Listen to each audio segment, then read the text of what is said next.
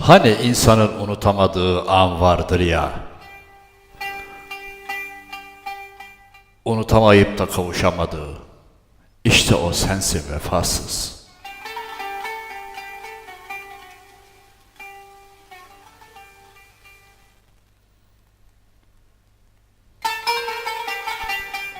Bir tesadüftü seni tanımam, öyle bir oturdun ki gönlüme, söndürmesi mümkün olmayan alev topu gibi.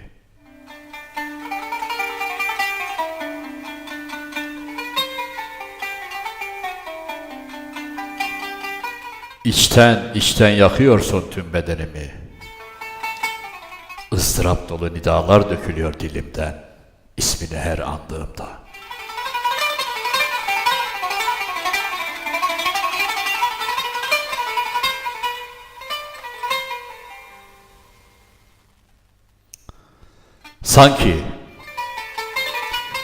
Sanki yıllardır içinden çıkılmaz karanlık dipsiz kuyuda gibiyim. Bir umutla bekliyorum gelir beni kurtarır diye.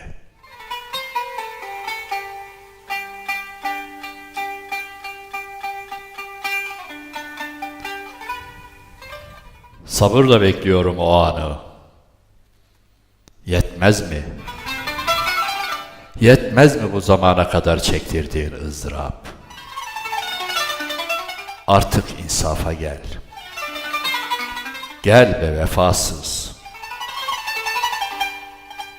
Gel be vefasız.